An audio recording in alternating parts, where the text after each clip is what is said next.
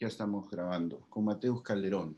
Mateus, he estado leyendo que has publicado un libro sobre arte, visualidad y política, ¿no? Y al mismo tiempo estás haciendo una serie de videos en Instagram, no sé si los mueves por otro lado también. Me parece muy interesante, pues estás haciendo como análisis de comunicación, ¿no? En esta situación, en la política y en lo social, digamos que ahorita pues es casi inseparable, ¿no? Sí. Y me pareció muy interesante, me enganché con el que hiciste sobre un análisis del comercial del Fujimorismo, ¿no? Que es claramente un comercial que busca, según tú planteabas, exacerbar no a quienes están a favor, sino a quienes están en contra para generar una reacción, ¿no? Es un poco lo que tú decías de quienes están a favor, ¿no? O sea, no tanto como decir, te hago esto para que tú, fujimorista, te sientas identificado, sino hago esto para picar a la oposición y que el fujimorista me defienda, ¿no? Sí, efectivamente, sí. Era algo así. No, bueno, lo que pasa es que creo que ese es como el modo, o sea, ellos están utilizando como arma este modo de atención que tienen las redes sociales, que es que la idea es ser polémico para justamente generar estas reacciones en contra, ¿no? Estas anti-identidades. Entonces, ese video de esta chica Rosángela Barbarán, que a mí, mira, lo que me han soplado por ahí es que el publicista que está detrás es muy bueno, es un tipo muy brillante. Pues es obvio que está hecho, digamos, para generar polémica a propósito, para sacar roncha y para sacar pica y para burlarse en la cara de, entre comillas, los progres y los antifujimoristas, ¿no? Entonces, es interesante ver cómo el fujimorismo ahí está aprovechando eso, ¿no? Que creo que es algo que antes no estaba tan claro, pero en este video en específico estaba como súper, súper claro. Sí, y creo que hay además una especie bueno, ellos no han sido, o sea, ellos han sido vanguardistas en ese sentido también. Acuérdate que en la elección pasada tenía Keiko Fujimori estas consultorías con Rudy Giuliani, ¿no? Sí, Y sí, la idea cierto. era estructurar también un discurso alineado un poco con lo que se había hecho, con lo que pasaba en Estados Unidos, ¿no? Que es un poco como esta misma polarización, pero pues unos cuantos años más adelante, ¿no? Sí, sí, Eh, sí, es cierto. Sí, y a mí me llamaba la atención porque es una técnica muy efectiva. Te habla, creo, más de los Monses, que son tal vez los otros partidos que no lo hacen, más que de repente tal vez es un poco lo que ha intentado hacer Daniel Olivares con Julio Guzmán con lo de la marihuana y no les haya salido de repente tan bien, Mm, ¿no? de Pienso, repente, ¿no? eso es Es una un poco locura. como, ay, vamos a escandalizar a los antimarihuana, ¿no? Para Ujú. que, creo que, no sé si fue una buena opción, no sé si le salió bien como querían, pero tal vez es un poco eso. Pero yo lo que me dejaba pensando es que son estrategias que políticamente sí funcionan muy bien, pero que siento que igual nos llevan, vengan del lado que vengan, hacia un camino de mayor polarización que otros países ya han recorrido, como decía, y que no sé si a nosotros nos conviene recorrer o si es que vamos a poder evitarlo, ¿no? Porque creo que ya parece ser el rumbo natural de la gente en el mundo. Pero me asustaba un poco porque recuerdo que en España, por ejemplo, Vox, ¿no?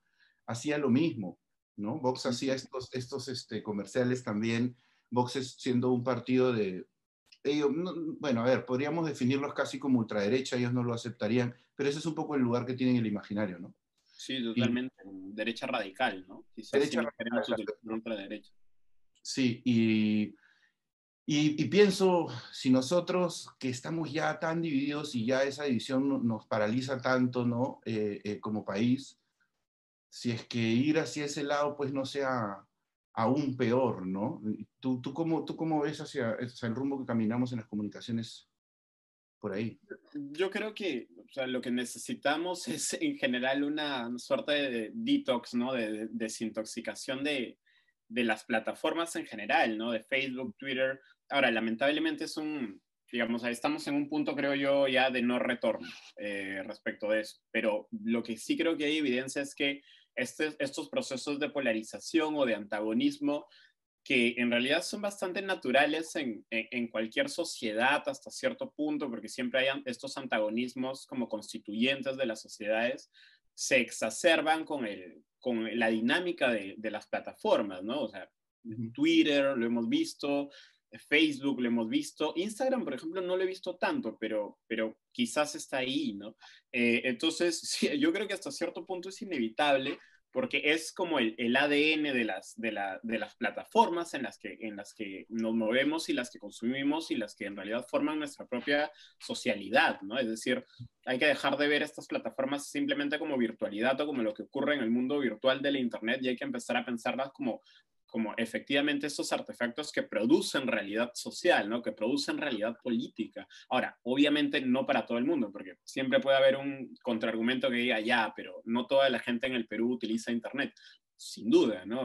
Pero igual creo que al menos los tomadores de decisiones, los políticos, digamos, los publicistas, la gente que forma aquello que podríamos denominar como esfera pública, sí lo tiene en consideración, ¿no? Y sí lo incorpora. Entonces, ese proceso de polarización va a ser difícil que pare, pero una cosa interesante, ¿no? Respecto a esta comparación que quizás habría que pensar con Vox y que mencionaste, o esta mención a Vox, ¿no? Yo creo que hoy por hoy, digamos, Keiko Fujimori o el Fujimorismo no son justamente pues lo peor que podría venir de ese espectro, ¿no? De la política. Y eso es bien interesante porque a partir de la caída que hubo, entre comillas caída, pero digamos, a partir de la caída que hubo del Fujimorismo, de la caída en desgracia que hubo a partir del 2018, 2016, 2018 en adelante, es que empezaron a surgir estas cosas como, entre comillas, como peores, ¿no? Como si el Fujimorismo hubiese servido de muro de contención Los nuevos para la algoritmos. explosión. Sí, sí. Entonces, claro, tú tienes luego es decir, a ver, muchas veces se sataniza el fujimorismo y creo que hasta cierto punto con razón, pero hay cosas mucho peores también en el espectro político, ¿no? Al menos hablando de la derecha, tenemos un señor como Rafael López Aliaga que acaba de decir hace poco que a las niñas violadas pues hay que mandarlas a un hotel 5 estrellas y hay que darle todo para que tengan a su bebito, ¿no? Entonces, y luego, además, dicho sea de paso, peor todavía cuando te das cuenta que este señor en realidad es inversor en hoteles de alta gama, en realidad, entonces no da puntada sin hilo, pero digamos, el Fujimorismo era este muro de contención para ciertos grupos incluso más radicales, ¿no? Que implosionaron o explosionaron a partir de la caída justamente de este muro de contención. Y quizás por ahí puede ir la polarización. No sé si el Fujimorismo en específico va a contribuir a la polarización, pero quizás sí, si pensamos en un Vox peruano, pueda venir por ese otro lado, ¿no? O sea, por los remanentes, por esa derecha no organizada que está por ahí pululando y que de verdad es ultraderecha, ¿no? O sea, de verdad es como neofascista, neomonárquica, neonazi, ¿no? Que está por ahí. Sí, sí, sí. Tal vez, claro, no lo representen, pero sean capaces de ponerse al frente de eso, ¿no? Y asumir un poco ese liderazgo, porque ellos le dan orden. A mí, mientras decías eso, me hacía acordar un poco, eso es algo que venía conversando hace un tiempo, porque tengo un amigo que se convirtió al Islam hace un tiempo y conversamos mucho sobre su fe, y es muy interesante. Y a mí me parece que, por ejemplo, una de las cosas que hace que las religiones como el Islam y los grupos evangélicos sean más fáciles de radicalizar es precisamente el hecho de que no tienen una estructura jerárquica como la Iglesia Católica, que de alguna manera te mantiene a raya, ¿no? O sea, por más que sea perversa y todas las cosas malas que podamos decir de ella, sirve, como tú dices, como un muro de contención. Tal vez, claro, el fujimorismo hacía eso también un poco, y de repente también Alan García, ¿no? Hace poco un amigo me decía, lo decía de broma, pero yo pienso que sí es una broma, pero a la larga tampoco lo es tanto, que decía que después de que Alan se suicidó, todo se fue a la mierda, decía, porque es como que el panorama se desordenó, porque él de alguna manera, o sea, sé que es una exageración, ¿no? Pero algo de sentido tiene, ¿no? En el hecho de que esta etapa post-fujiaprismo, si es que pudiéramos llamarla así, aunque todavía el fujimorismo tenga una presencia, yo creo que tiene muchas posibilidades de llegar al poder en estas elecciones.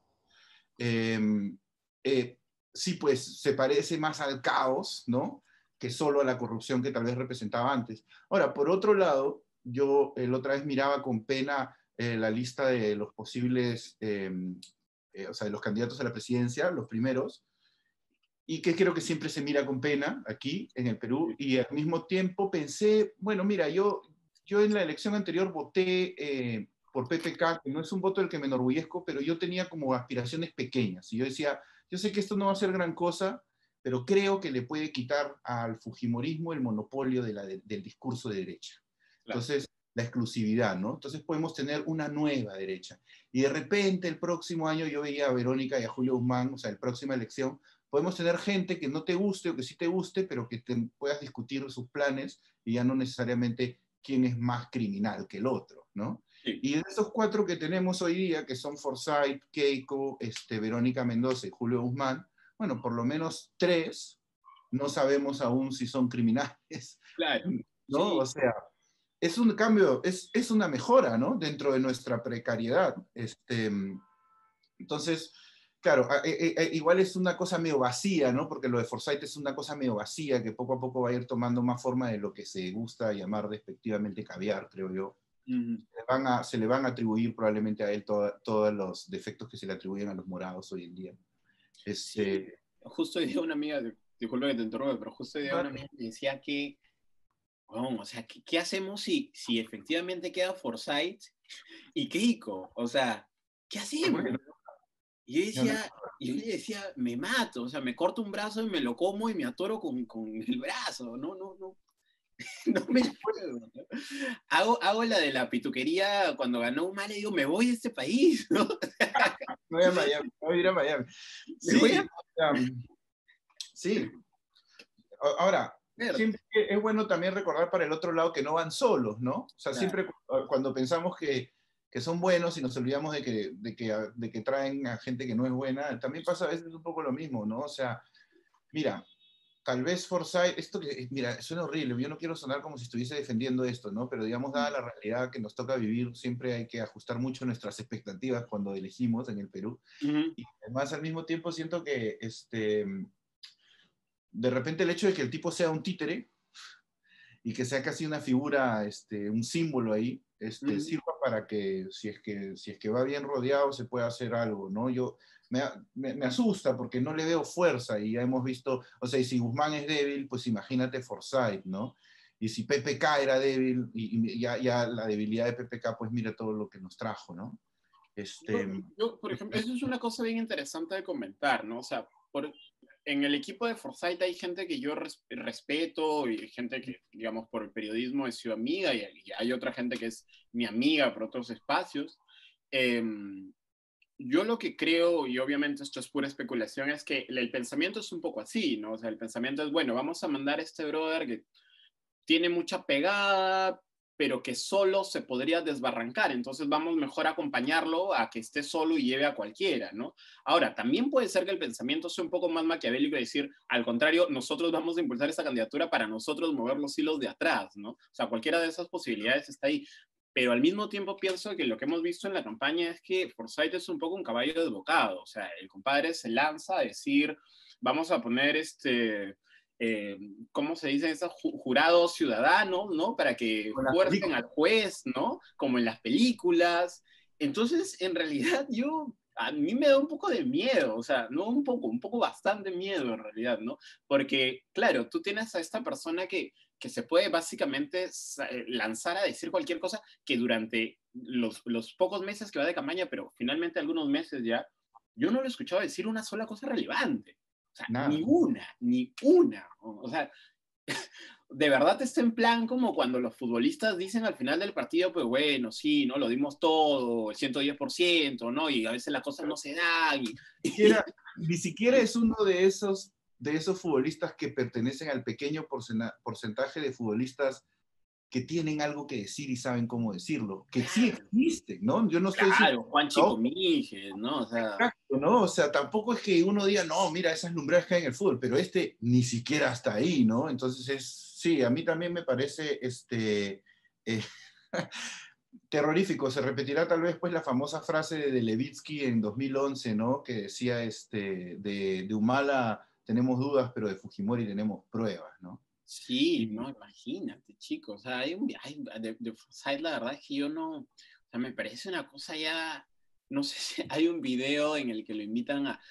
Justo días antes de su candidatura, o sea, de anunciar su candidatura, él ujú, va al programa de Magali. Y eso me parece bien interesante, porque es como la prueba de fuego, ¿no? Es como, si claro, bueno, sobrevivo al programa de Magali, entonces estoy listo para una campaña política. Y él Claro. dice, ahí va, ¿no? Y dice, bueno, tú, Magali, siempre me has sacado desde chiquito acá, ¿no? Como diciendo, bueno, persigue a los futbolistas desde chivolos por los ampais y todo eso. Y, y luego sale su perrito, ¿no? Y dice como que, bueno, si este perrito es un loquito, es un terruquito, dice, ¿no? Es un terruquito, es un pata que utiliza el lenguaje de manera tan ligera, no sé, a mí la verdad que me da bastante miedo, ¿verdad? Sí. Me parece una locura, me parece una Claro, locura. yo siento que cualquiera, que tú te sientas 3 minutos con Forsyth y lo convences de cualquier cosa.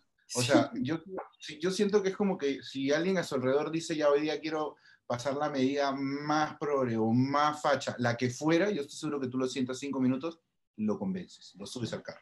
y además todavía no sabemos, por ejemplo, cosas que no sabemos, ¿no? O sea, de su candidatura.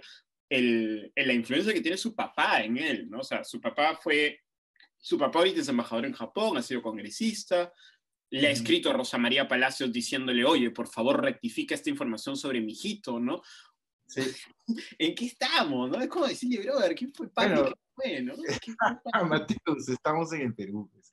O sea, Sí, mira, a mí, yo cuando hablo por lo general de política con, pasa que hay muchas personas que se empiezan a conectar con la novela de la política cuando empiezan a pasar cosas fuertes, ¿no? Como lo que hemos vivido con la toma de poder de Merino y las marchas y todo eso ha sido pues un momento, como un final de temporada, me gusta decirle a mí, ¿no?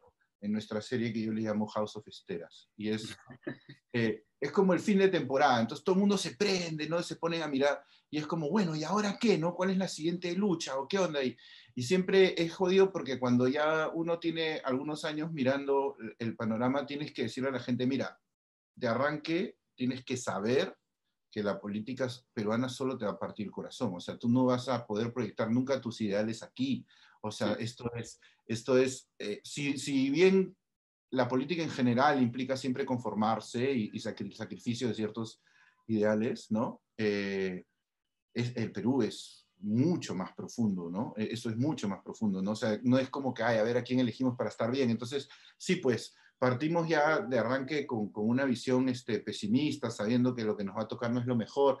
Ahora, esas cosas como las de Forsyth y Terruquito, ¿no? Claro, te hablan pues de lo monce que es, ¿no? De lo poco que se da cuenta de las cosas que hace, ¿no? Porque, claro, yo no es que crea que él va a ser como un ántero y va a estar terruqueando a todo el mundo, podría, ¿no? Pero tiene alrededor pues, a Nieto, tiene alrededor a Patricia Arevalo, pues tiene gente que supongo que de alguna manera algunas estrategias de contención para esas cosas tendrán, ¿no?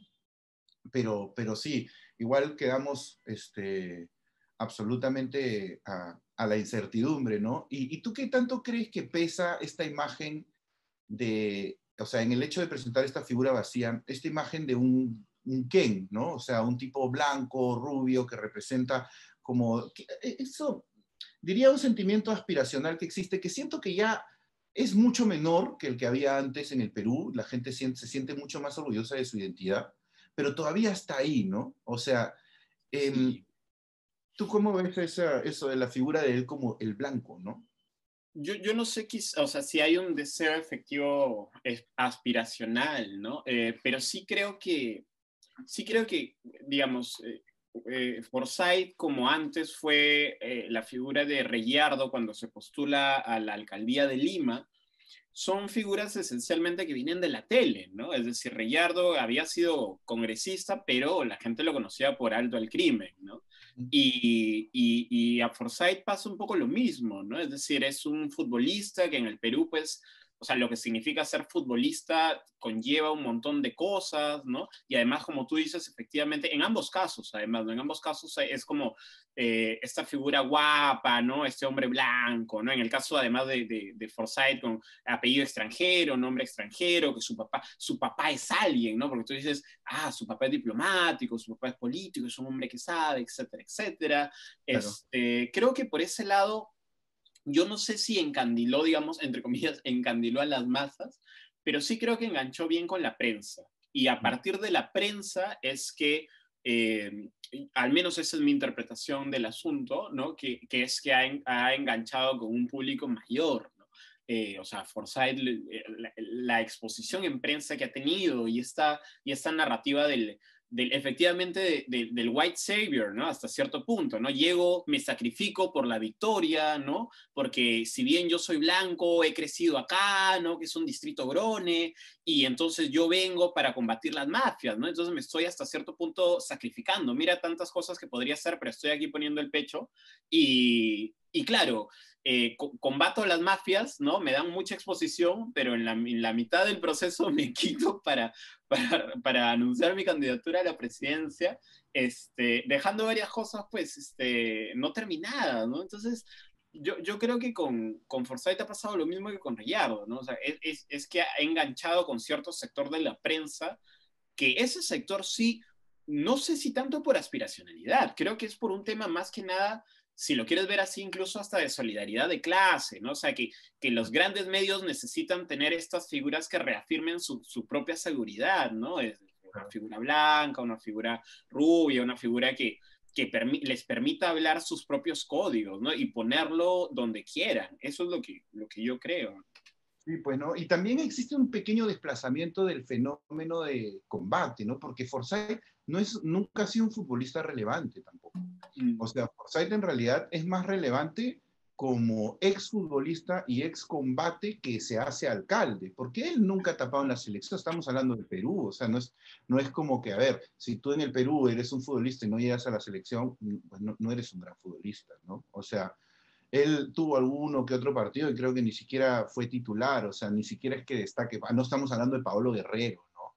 O sea, ¿me entiendes? Mañana Pablo Guerrero se postulará a la presidencia, es otra cosa, ¿no? Sí. Este tipo es un futbolista mediocre, ¿no? Se apoya más en esa figura de fui farándula, tal vez por eso es que ha conectado también con la prensa, porque vender esos personajes es muy rentable, ¿no? Sí, efectivamente, Sí. efectivamente. Esa es una palabra clave, ¿no? O sea, rentabilidad.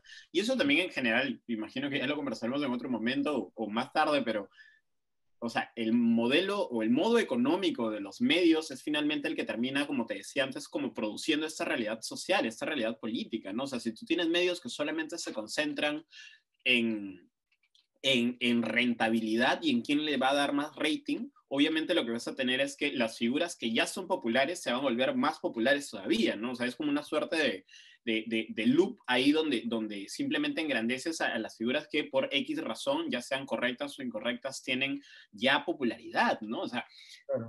mira, yo tengo varios amigos que postulan de derechas y de izquierdas, que están postulando al Congreso, y varios de ellos son mediáticos. Y hace poco la revista Somos sacó una entrevista, sacó una sección con entrevistas. Me parece que de los 8 entrevistados, 6 ya eran personajes mediáticos sin la revista. O sea, eso es lo que hace la prensa, finalmente, como necesita vender, lo que necesita es coger personajes que ya son mediáticos, ¿no? Para retroalimentarse. Y eso es súper peligroso. Claro, y hay una lógica, claro, tú lo ves desde una perspectiva social ¿no? De perpetuación de ciertos estereotipos, que creo que tiene sentido, pero también hay una lógica de mercado, ¿no? Porque yo siento, por ejemplo, que, o sea, a ver, cuando en Estados Unidos el cable se empezó a difundir, ¿no? Fue el momento en donde empezaron a aparecer más programas como los programas de Jerry Springer, ¿no? Que acá terminó con su clon Laura Bozzo, ¿no? O sea, y era como, claro, digamos ante la competencia del cable, el nivel de producción que ya representaba en esa época HBO, los canales de cable, a las televisoras locales solamente les servía pues explotar el fenómeno de lo cotidiano, de lo simple y lo barato, ¿no? Y yo siento que aquí ha empezado a pasar un poco lo mismo y por eso tenemos tanto combate y todo, porque claro, tú creas en combate, te inventas una farándula y luego la reproduces en todos los demás programas, ¿no? O sea, porque esa farándula la han inventado en ese canal.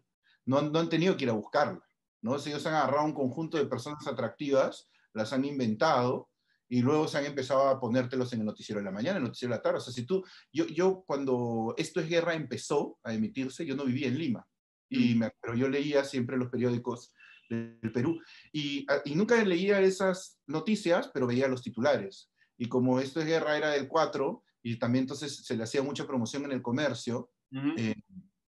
yo sabía constantemente, no sé quiénes eran, pero los nombres, ¿no? Patricio Parodi, Nicola Porchela, todos estos personajes, Angie no sé qué mierda, todos estos los tenía presentes por eso, ¿no? Porque te los van metiendo y metiendo y metiendo, y al final este es un fenómeno que tal vez, claro, se despega más, como tú dices, de la tele que del fútbol, ¿no? Ujú.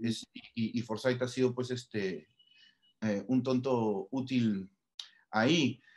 Habla un poco de eso que me decías también hace un rato sobre la gente, cómo tenemos tanta información, es tan masiva la información, que en realidad no solamente la gente no está preparada para consumirla, sino no sabe cómo hacerlo y quieren que le des tú todo masticadito, ¿no? Entonces es más fácil que Forsyth cumpla como que con dos características que me sirvan y listo, ¿no? Y para adelante. A mí me pasa que hay gente que me escribe y me dice, weón, pero si este es malo, ¿por qué voy a votar? Y yo como, no sé, weón, no sé, faltan todavía 3 meses, o sea, ¿por qué?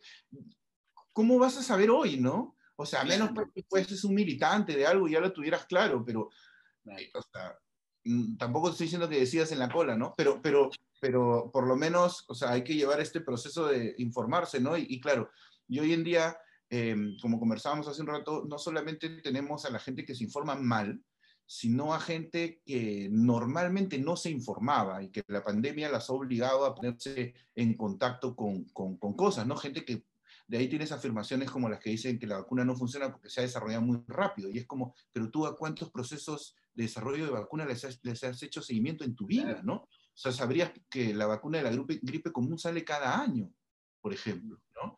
Y entenderías tal vez por qué se ha producido tan rápido, pero tienes estas personas que, claro, eligen estos lugares, se acomodan ahí, ¿no? Y ahora tienen su más grande trinchera ideológica, creo, en la señal de Willax, ¿no? Sí, Por eso ahí tenía una pregunta, porque yo recuerdo que hace unos años tú trabajabas en Altavoz, ¿no es cierto? sí, sí, sí, sí. Y Altavoz fue fundado pues, por Mijael Garrioleca, que en un momento apareció, creo, en el panorama como un personaje, como un liberal de derecha, ¿no? Eso es lo que yo sentía.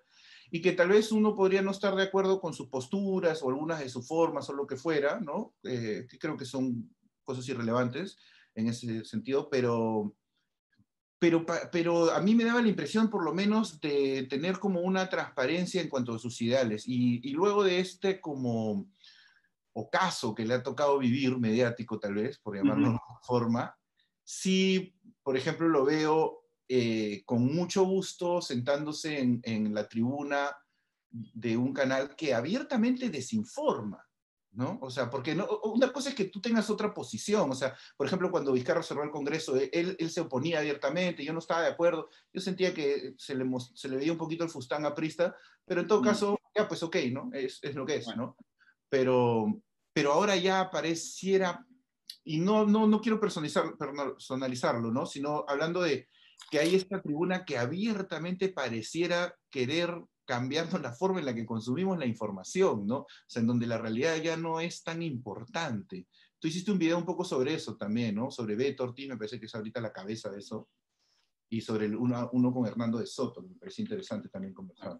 a mí hace poquito estaba en una conversación, un conversatorio, y alguien soltó la pregunta sobre si efectivamente, por ejemplo, programas como Willax, o sea, programas o canales como Willax se deberían censurar por todas estas, digamos, fake news que lanzan, ¿no? Y todo eso. Yo no soy muy fan de la censura, o sea, eso fue lo que respondí en ese momento. Yo creo que si efectivamente, digamos, les tiene que caer una sanción del Consejo Nacional de la Prensa o de la Sociedad de Radio y Televisión que exista y tal, efectivo, o sea, les tiene que caer, si esas son las reglas de juego. Pero lo que me pareció interesante y lo que dije en ese momento, porque era, digamos, el conversatorio tenía que ver esencialmente sobre las protestas que habían pasado en los últimos meses, en ese momento era noviembre o diciembre, me parece. Y lo que me pareció, lo que en realidad yo dije fue que lo que Willax muestra, que efectivamente es un proyecto político y es un proyecto económico, es decir, o sea, allí hay familias de mucho dinero invirtiendo, más allá del grupo Wong, que son dueños de Willax, me queda clarísimo eso. Es un proyecto político y es un proyecto económico. O sea, lo que muestra es efectivamente la degeneración de un grupo social o de un grupo político que, digamos, ya le perdió el asco a revelarse como lo que es, ¿no? O sea, que son operadores políticos, porque esta gente que se sienta por horas a conversar de cosas falsas, o sea, como flagrantemente falsas, ¿no? O que se sienta por horas, y estoy hablando, por supuesto, de Rey con Barba, cuando salen a decir estas cosas sobre la ivermectina, ¿no? Y de que funciona y tal cosa. O Beto Ortiz ha tenido una conversación ayer o anteayer con Augusto Thorndike, donde creo que 15 minutos del programa ha sido básicamente rajar de candidatas mujeres, ¿no? Y digo candidatas mujeres porque no creo que sea casual que se elijan esas candidatas. O sea, hay una cosa misógina y súper explícita. Y creo que en realidad es el gesto natural de un grupo político que siente que su tiempo se ha acabado o siente que su tiempo se va a acabar. O sea, es la degeneración total de un grupo que en algún otro momento seguro sentía que tenía poder y que ahora ve ese poder amenazado por las protestas, porque cayó Odebrecht, porque la democracia hoy en el Perú no está asegurada, al menos en la esfera pública o en el discurso público, porque hay protestas ciudadanas en Lima, porque hay protestas ciudadanas en Ica, porque hay protestas ciudadanas porque hay un momento, lo que algunos llaman el momento destituyente o el momento constituyente, ¿no? Porque se discute una nueva constitución. Entonces necesitan responder de algún modo, ¿no? Y es como esta suerte de zombie. O sea, esa es la verdad, es un canal zombie en el sentido de que es puro discurso automático, ¿no? O sea, son estos cuerpos que en cualquier otro momento ya deberían estar como absolutamente eliminados de la esfera pública por el nivel de mentiras que dicen, pero al mismo tiempo no están pensando, están simplemente como en este discurso automático, ¿no? Es un poco lo que pasó con el, con el gabinete de Antero, ¿no? Con el gabinete de Antero en algún momento, Alberto Vergara le llamó justamente un gabinete rey con barba, ¿no? Y Era yo eso, ¿no? Era evidente. era evidente, pero yo incluso más que rey con barba, yo le diría, es un gabinete zombie, ¿no? En el sentido de este cuerpo que se mueve en automático. Y la Claro. conciencia en automático que está ahí, o la inconsciencia en automático que está ahí, son los últimos 20 años de derecha. O sea, los últimos 20, lo peor, en cualquier caso, lo peor de los últimos 20 años de derecha, ¿no? O sea, es una cosa ya alucinante. Y sí, efectivamente, yo tampoco quiero personalizar, pero me parece que la mención a estos periodistas que terminan en Willax, alguien dijo por ahí algo en Twitter, ¿no? Que es, uno no firma por Willax, uno termina en Willax, ¿no? Es decir, no te quieren contratar en ningún otro lado.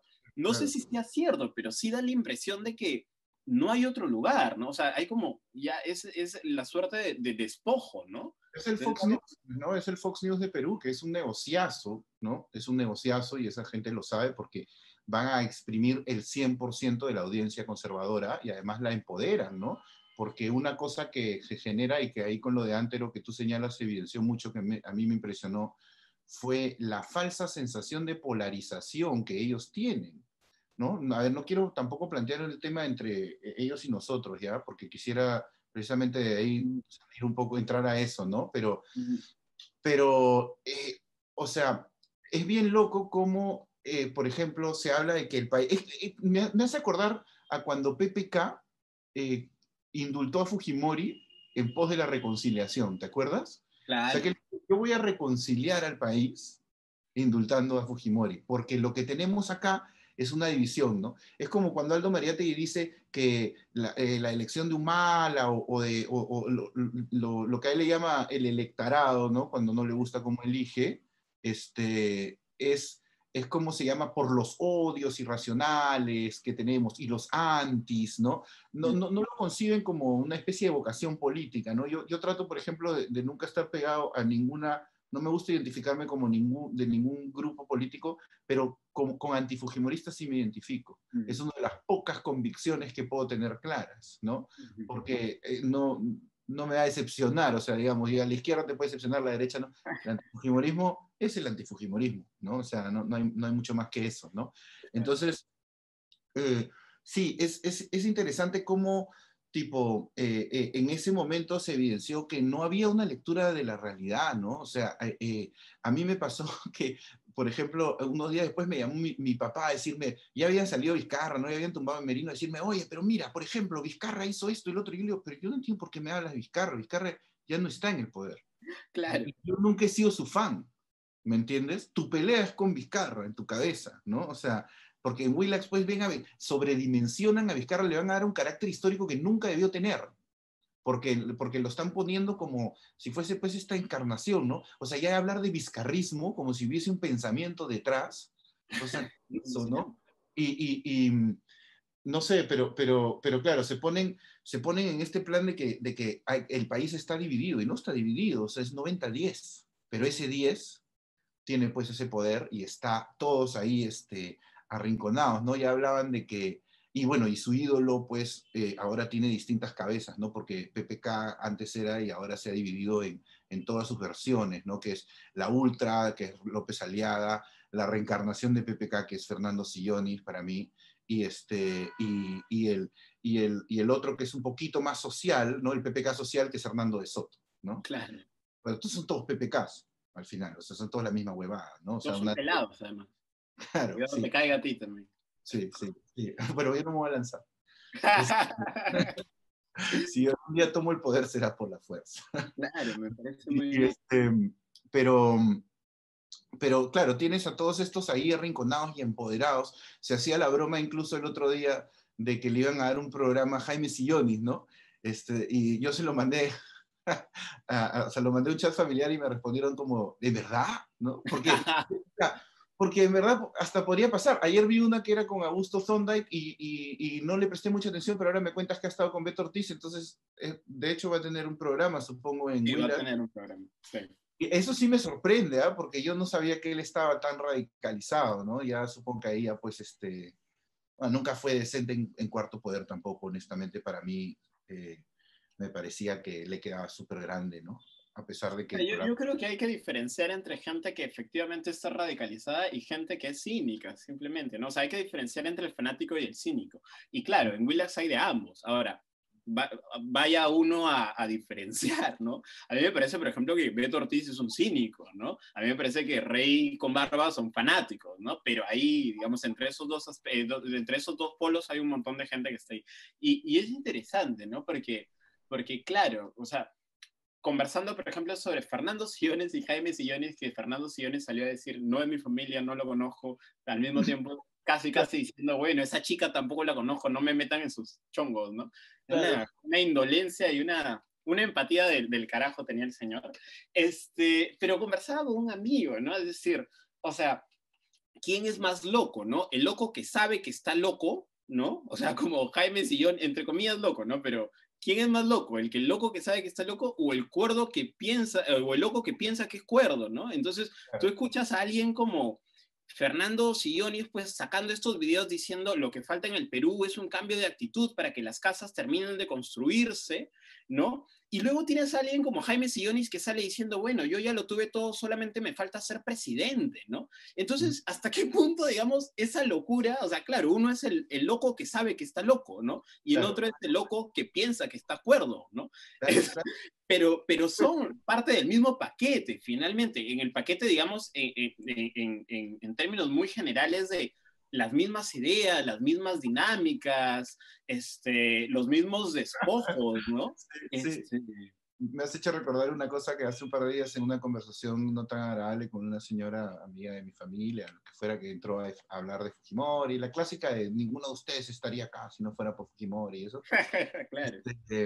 Eh, en una de esas, ella agarra y dice, me pareció increíble, ¿eh? Porque dice como que, no, lo que pasa es que a Mercedes Arauz le hicieron la cagada, porque ella tenía que haber sido la primera vicepresidenta y la bajaron a segunda presidenta. Y yo creo que hubiera sido una vicepresidenta espectacular. Y yo digo, pero si no acabas de ver todo lo que ha pasado, o sea, ¿cómo puedes todavía seguir proyectando ¿no? este ideal cuando ya se materializó y fue una mierda? ¿Me entiendes? Pero la realidad no importa, pues, ¿no? Claro. Estas cosas ya la realidad no importa, es sostener. A mí, por ejemplo, una cosa que me pareció alucinante, viniendo desde la tribuna de Willax, es que cuando se intentó hacer esta reforma policial y Sagasti sacó a estos 18 generales de la policía, o sea, yo creo que fue torpe, lo hizo mal, ¿ok? Claro. Pero o sea, pero de que tienes que reformar la policía, que yo creo que debe ser una de las pocas cosas en las que el 100% de los peruanos deberíamos estar de acuerdo. O sea, no creo que exista un peruano que no haya tenido una experiencia, digamos, difícil con la policía, donde no has hecho nada, y terminas siendo victimizado por la policía, ¿no? No importa la clase social, ¿eh? O sea, ahí sí creo que es ser una de las pocas cosas transversales, ¿no? En las que uno ha tenido la experiencia, en todo caso hasta con la precariedad de la policía, ¿no? Claro. Entonces, que la gente saliera a defender a la policía en contra de la reforma, para mí ya hablaba de un nuevo nivel de fanatización. Y eso me hace pensar en que, como por ejemplo, cuando Trump llegó a la presidencia en Estados Unidos, legitimó un poco la radicalidad y ya incluso las teorías de conspiración dentro de discursos que eran un poquito más, ¿cómo se dice?, moderados, ¿no? O sea, tú, hablando de Estados Unidos, o sea, Trump defiende cosas que hace 5 años el Partido Demócrata no perdón, el Partido Republicano no hubiese defendido de ninguna manera, pero ahora un poco por cinismo, otro poco por fanatismo y otro poco por conveniencia nada más, han ido como corriendo esa línea y eso ha hecho que también aquí la gente empiece a decir esas cosas, ¿no? O sea, lo de López Aliaga no es gratis, ¿no? Que él salga con esa actitud de querer malear a todo el mundo y, o sea, está tratando de parecerse a Bolsonaro y a Trump, sin duda, ¿no? No le liga, creo, porque su locura es más, más notoria y no es gracioso. Trump tiene esa virtud. Claro. Trump es gracioso, ¿no? Entonces trolea bien, digamos. Y eso le ha servido, ¿no? Pero quería ir más hacia el tema de cómo en estas épocas, por un tema tribal y de sectarizarse, nos fanatizamos, ¿no? Y yo siento que ese fanatismo está haciendo que no sean viables un montón de temas. A mí, por ejemplo, y sobre todo en los últimos 2 años, tengo yo muchas observaciones críticas hacia muchos de los movimientos de reivindicación social con los cuales yo estoy de acuerdo. O sea, digamos, minorías sexuales, igualdad de género, ¿no? Yo estoy de acuerdo con esos movimientos, pero siento que en los últimos años, sobre todo mediáticamente y a través de redes, han empezado a incurrir en cosas que creo que son criticables, pero el problema es que es muy difícil de criticar. A mí me gustaría tratar de hacer una reflexión sobre los excesos de la izquierda, de las causas identitarias y del posmodernismo contigo, porque estás bastante asociado a ese discurso, me parece de manera bien moderada, por eso creo que es una buena oportunidad para hacerlo, manjas. Este, porque es difícil a veces decir, oye, ¿qué pasa con la presunción de inocencia sin que luego tengas que escuchar otra vez todas las cosas que sufren las mujeres? Que yo ya lo sé, obviamente que lo sé. Y estoy totalmente de acuerdo. Y el objetivo es que no ocurra, sí. Pero discutamos el cómo, ¿no? Y estaba viendo el video que hiciste el otro día sobre Jaime Sillonis, y había una cosa que me llamó la atención, ¿no? Porque tú hablabas al final de la salud mental como como un tema más amplio que hablando solo de loco, ¿no? Tú estabas hablando de cómo afecta en el tejido social. Hoy también escuché una entrevista con Tesania Velázquez, con Marcos y Fuentes, que hablaron un poco de eso. Y tú hablas sobre, claro, por ejemplo, en la coyuntura, ya me corriges si me equivoco, Sí, dale. en la coyuntura actual, sufrimos, digamos, como sociedad, ¿no? Todo lo que está pasando y cómo eso va calando en la salud mental de todos. Y haces la salvedad de decir, especialmente, ¿no? Las personas racializadas, los migrantes, los de trabajo precarizado, las personas LGTB y haces una salvedad final que dices, y sobre todo las mujeres. Sí.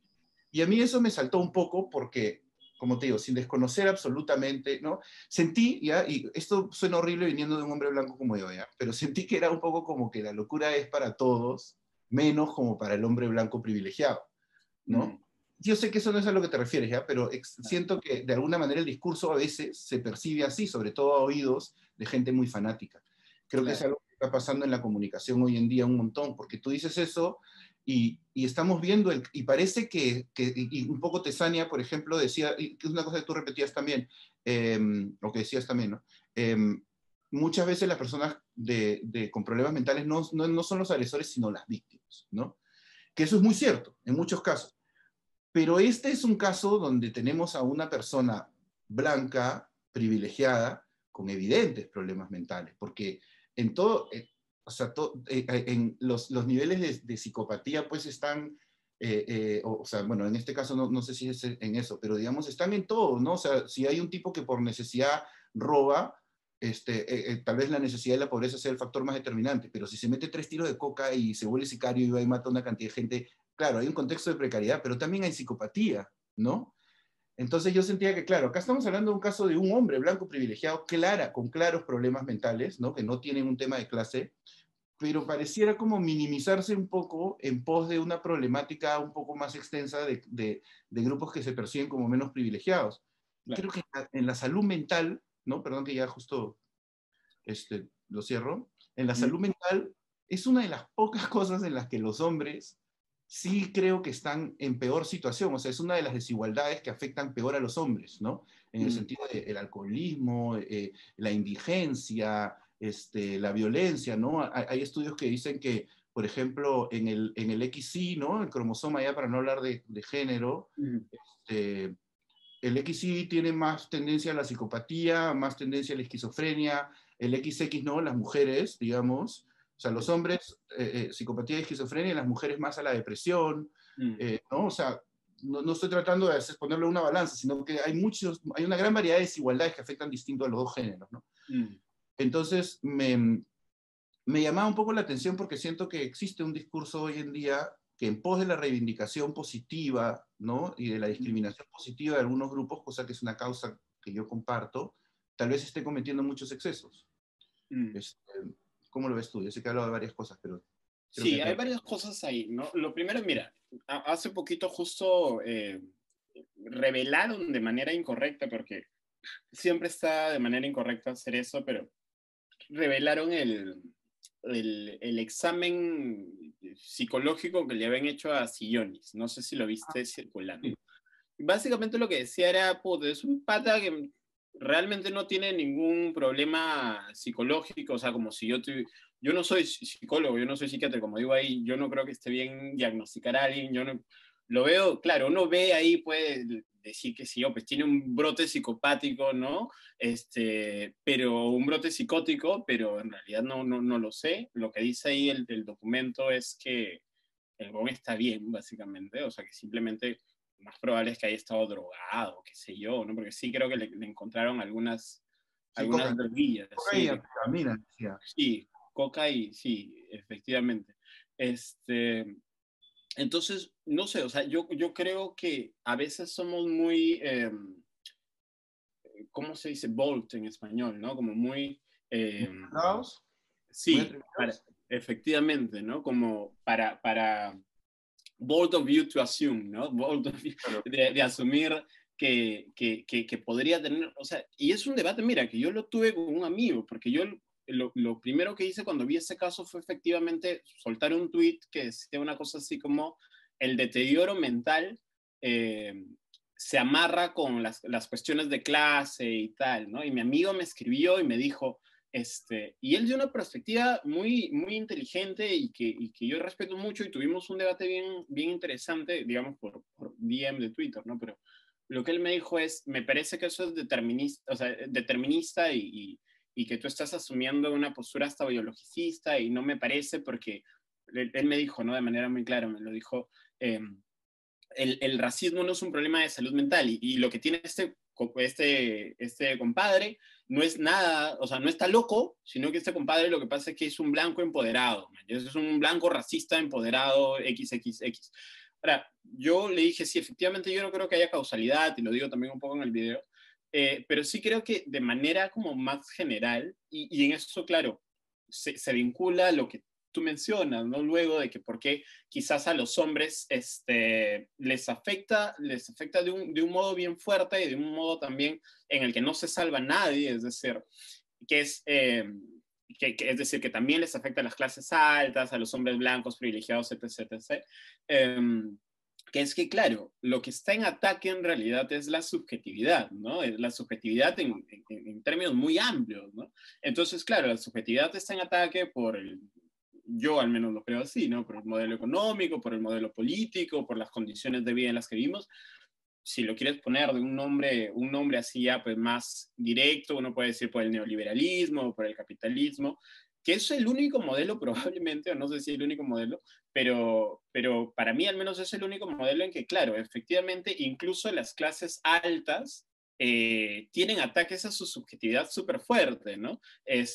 Porque probablemente el empresario que viva solamente para trabajar, ¿no? Y que sea el ultracapitalista que nunca puede salir de su casa porque vive trabajando, él probablemente también tenga su subjetividad bajo ataque por el sistema en el que vive, ¿no? Entonces, a veces olvidamos, y eso sí te lo concedo, ¿no? Que es que los ataques desde sectores progresistas o directamente desde sectores socialistas o de izquierda o comunistas muchas veces se centran demasiado, quizás, ¿no? En personas específicas y olvidamos que nuestra lucha es, o en cualquier caso, debería ser contra estructuras, ¿no? Ah, Eh, ujú. y entonces lo que pasa allí es que, claro, la lucha se termina personalizando. Y a mí siempre me gusta, y esto tiene que ver con la cuestión de lo que tú mencionas sobre que efectivamente a veces se perciben como excesos digamos, en las luchas.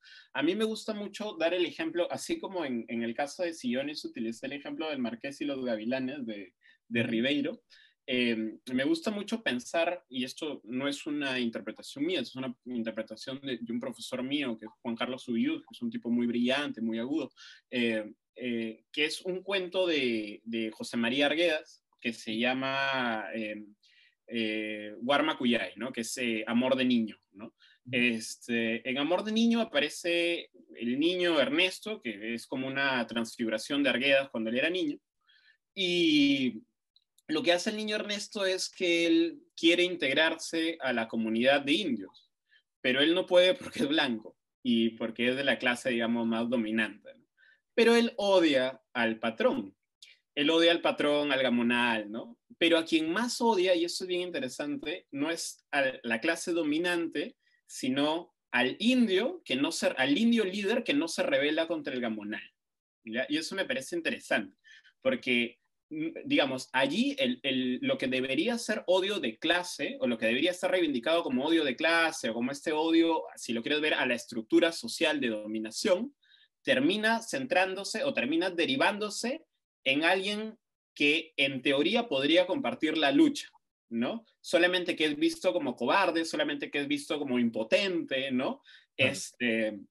Entonces, el odio del niño Ernesto, que podría ser para ponerlo en el ejemplo que tú me dabas o en la situación que tú me dabas, que podría ser el odio, digamos, de las clases woke, ¿no? De las clases woke que conocen y que saben, termina yéndose más bien contra esas clases que sin ser privilegiadas y que podrían compartir, y que en la posibilidad de compartir su lucha, son impotentes todavía para rebelarse o para darse cuenta, no para darse cuenta de la opresión, pero para rebelarse contra esa opresión.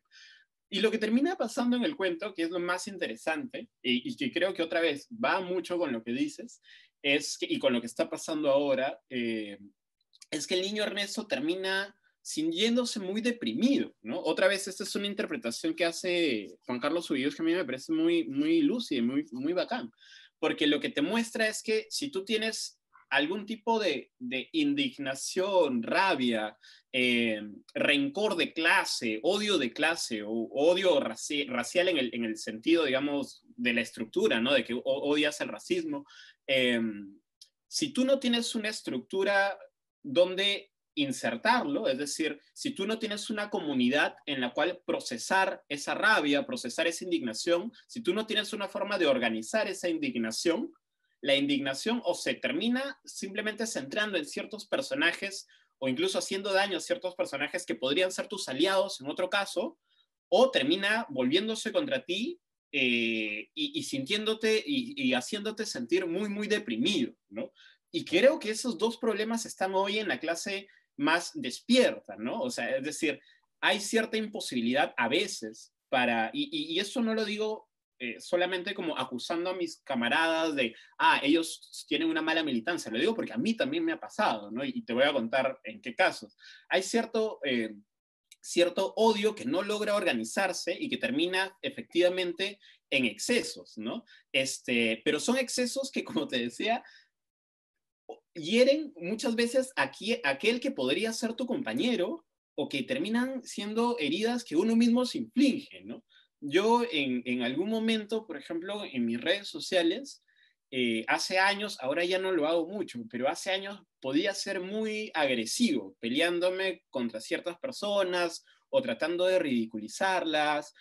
Y Ujú. uno piensa que efectivamente esa es la militancia o esa es la forma correcta de organizar la rabia, el rencor de clase, etcétera, etcétera, etcétera. Porque la mayoría de cosas que tú me has mencionado que son muy interesantes tienen que ver con la comunicación también, ¿no? Y hoy, Sí, efectivamente, el lugar de la comunicación ¿no? son las redes sociales, Exacto. lamentablemente, pero justamente por lo que decíamos antes, por la economía de las redes sociales, que no te permite organizar esa rabia, que lo que te hace es actuar de manera muy rápida, de manera muy impulsiva, uno termina, que no permite ambigüedades, además, y esto es central, ¿no? Es decir, hoy lo que hay es una suerte también de destrucción de un principio de la comunicación que, como su nombre lo dice, debería ser un principio, que es la idea de la buena fe. Es decir, si yo digo, por ejemplo, oye, ¿no te parece que tal cosa? Yo no lo voy a asumir como un ataque, yo lo voy a asumir como si de verdad estás interesado en saber qué te parece, ¿no? Entonces, Claro. ese principio de buena fe, ese principio que te puede llevar a decir esta frase ambigua,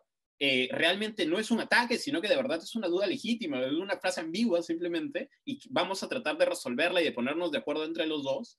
Ese principio hoy está casi, casi pues inexistente y dinamitado completamente en las redes sociales. Y otra vez tiene que ver con la estructura misma de las redes sociales. Y lo que pasa es que, claro, uno se conecta a Twitter, uno se conecta a Facebook, digamos, y a mí, y si quieres, puedes reemplazar uno por yo, ¿no? O sea, yo me conecto a Twitter, yo me conecto a Facebook, y claro, sentía que mi labor en el momento en el cual uno se queja, uno visibiliza o uno hace esta suerte de activismo, es pues puta, pelearte con todo el mundo, ¿no? Atacar, pero luego la verdad es que llega la noche o llega el fin de semana y uno se siente mal, ¿no? Uno se siente deprimido porque realmente Te es cargas muy una efímero. deuda que no te corresponde.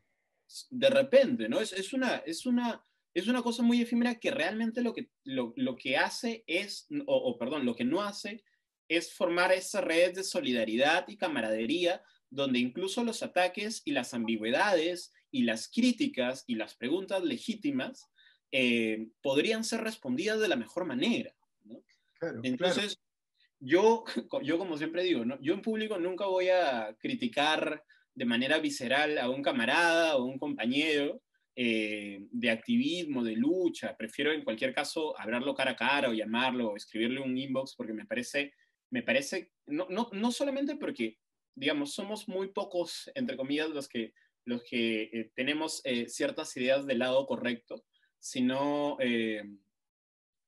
que porque la plataforma misma de la red social lo que te impulsa es a pelearte, ¿no? O sea, la estructura misma, si lo quieres ver así, ¿no? Es lo que te impulsa Están a pelearte. diseñadas para eso, ¿no? O sea, está probado, es como un poco lo que hablábamos del comercial hace un rato, ¿no? Está comprobado que si tú haces una pregunta en una red social, ¿no? O sea, si yo salgo y digo, no sé, o sea, si tú haces una pregunta, tranquilamente nadie te la responda, pero si en lugar de hacer la pregunta lo que haces es la afirmación equivocada, ¿no? Ahí alguien te va a señalar, porque hay un tema de narcisismo muy fuerte, ¿no?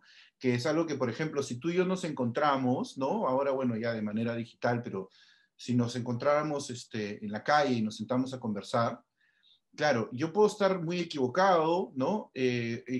Puedo estar muy en desacuerdo de repente con algo que a ti incluso te parezca una locura que yo piense así, pero probablemente no vas a reaccionar de la misma forma que podrías reaccionar en redes, ¿no? Porque hay un tema también de narcisismo, ¿no? Es tu espacio, ¿no? Entonces, como tú dices, tú abres tu Twitter y a ver qué cosas hay en tu Twitter, ¿no? Ese es el Twitter de Mateus Calderón. Ese es tu timeline, es tu casa de alguna manera, ¿no? Entonces tú vienes acá y me dices y yo te respondo, pero todos tienen la misma sensación, ¿no? Se vuelve una competencia y mira tú todo el rato que tenemos que hablar para poder señalar precisamente los matices y encontrar puntos, ¿no? En medio, porque estamos hablando de un fenómeno en el que estamos básicamente de acuerdo, ¿no? O sea, que esa es la crítica, ¿no? Precisamente la falta de los matices, no que está mal o que está bien, sino, pero es bien difícil de revisar porque además, tal vez en el discurso académico de quienes han analizado más profundamente estos fenómenos, sí hay la posibilidad de señalar esos matices, pero esos líderes también caen en ese narcisismo, o sea, líderes, digamos, entre comillas, ¿no? De opinión, también caen en esa postura un poco narcisa de recibir el apoyo de masas que no necesariamente manejan el código, pero que están de tu lado, o sea, son tus, tus orcos, de alguna manera, tus peones, ¿no? El hecho mismo de que, digamos, se llamen seguidores en Twitter, ¿no? Son tus seguidores. Claro, es lo caso eso, pues. Malaza. ¿No? Porque te engaña, pues, o sea, y mira, y interesante lo que decías hace un ratito sobre, por ejemplo, por qué Facebook y Twitter tienen eso e Instagram no lo tiene tanto. En Instagram, a ver, cuando Instagram rescata, creo, un poquito un sentido anterior de las redes sociales. O sea, yo abro Instagram y veo fotos, y son fotos pelotudas. Y yo en Claro. Instagram sigo, no sé, pues, cuentas de memes, ¿me entiendes? O sea, chicas, no, ¿me entiendes? 4 tonterías superficiales, ¿no? O sea, yo no recibo, o sea, bueno, ahora hay más cosas que sí sigo, ¿no? Como por ejemplo las cosas que pones tú, los videos que ya van por Instagram TV, ¿me entiendes? Hay otras cosas, pero eso ya implica un mayor esfuerzo, porque ya tengo que meterme, ¿no? Tú mismo, si tú pones una foto, yo veo tu foto, pero si yo quiero leer lo que tú piensas, tengo que abrir la foto y leer lo que está abajo, no me lo estás como imponiendo como Twitter y un poco te lo tira directamente a la cara. Acá realmente, si tú quieres la discusión, es porque la tienes que buscar, es porque realmente te interesa, probablemente estés más listo para tenerla, ¿no? Entonces, un poco más, tal vez. Y creo que ahí lo que se ha generado es otra cosa, que es como Instagram, o sea, te permite no manifestarte. Lo que ha pasado es que durante las marchas, por ejemplo, la gente ha emplazado a las personas a manifestarse, lo cual también me parece un poco injusto, honestamente, ¿no? Está el caso, por ejemplo, de la nuera de Sillones, que se llama Paloma Dertiano, ¿no? Dertiano es su nombre de chiste, pero que, o sea, mira, no, también me corregirás porque hasta ahora no he visto si es que, y he tratado de averiguar si es que ella dijo algo, ¿ya? Yo tengo la impresión de que no dijo nada, porque hay otras chicas que dijeron algo y bueno, ya, ok, ya te cargo de tu opinión y recibes pues lo que te toca. Claro, claro. Me pareció que no dijo nada y precisamente el problema fue por no decir nada, ¿no? Por ser quien eres tú, manifiéstate, ¿no? Y al final te lo exige gente que tampoco necesariamente tiene clara pues su postura política, ¿no? A mí me pasó que una persona me escribió, porque yo tenía uno de esos chistes dando vueltas por ahí, y una persona me escribió a decirme, oye, no es momento de hacer humor. Claro. ¿No? Baja tu chiste. Claro. ¿No? Porque como él ha descubierto pues la política ayer, yo tengo que adaptar mi comportamiento, ¿no? Entonces, ¿Sabes qué pasa mucho? Y eso es una idea que a veces he conversado con algunas personas. Uno odia la ambigüedad que hay en uno mismo, ¿no? Y como la odia y la ve en la otra persona, entonces obligas a la otra persona, demandas a la otra persona a que no sea ambigua. O sea, esto pensándolo más allá del caso específico de Paloma de Arteano, ¿no? Porque en el caso específico de Paloma de Arteano, en realidad hay una demanda de di esto, porque, claro, el personaje que ella representa, no sé si será, pues, de verdad ella lo dudo, ¿no? Pero el personaje que ella representa es finalmente un personaje cuyo capital social o capital político, o si lo quieres ver todavía más específicamente, su capital visual en las redes, está dado justamente por esta abundancia y por estos claro, como imaginarios, ¿no? Claro. exactamente, ¿no? Como imaginarios de vivo en Ica, ¿no? Con mis tierras y mis fundos y etcétera, etcétera. Entonces, claro, cuando pasa esto, te interpela, pues te jode mucho, pero pensándolo más allá del caso de Paloma, para no, digamos, personalizar, yo lo que creo es que hay mucho odio contra, como decía, mucho odio contra lo que vemos en nosotros y nos resulta impotente, ¿no? O sea, yo pienso mucho, por ejemplo, en el Partido Morado, ¿no? Y el Partido Morado, que es un partido de, digamos, entre comillas, en el imaginario, que es un partido de clase media, media alta, ¿no? Yo he visto, es mi opinión, ¿eh? O sea, es mi percepción, perdón, que la gente que más lo fastidia es gente de clase media, media alta. O sea, como, o sea, ¿por qué? Y yo creo, ¿no? Otra vez, pensando por qué. Porque uno odia ver la impotencia de uno mismo reflejada en el otro, ¿no? Entonces, claro, si tú eres académico, eso es lo que pasaba con algunos candidatos, ¿no? Si tú, por ejemplo, has ingresado a la universidad y te has conectado con la academia, ¿no? Y eres alguien que sabe y que tiene posturas críticas y bla, bla, y luego sales y te das cuenta que en realidad esas posturas críticas se quedaron en el pensamiento porque no hay forma de organizarlas materialmente, y luego ves que un candidato dice que un candidato que ha salido de tu misma universidad, que ha salido o que ha sido tu profesor incluso, y que no ha podido cambiar las cosas ni en la universidad ni en la academia, se postula y dice que va a cambiar las cosas del Perú o que quiere hacer política de verdad, lo primero que vas a hacer es odiarlo.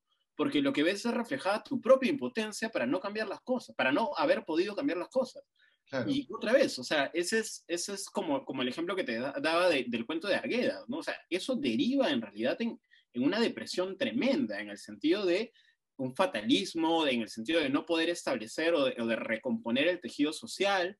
Es durísimo, ¿no? O sea, siempre hay que tener en cuenta estas cosas de organizar la rabia, ¿no? O sea, si tú no organizas la rabia de algún modo, y el Estado debería ser consciente de esas cosas, o sea, los sindicatos, por ejemplo, ¿no? Cuando vimos este tema en ICA, ¿no?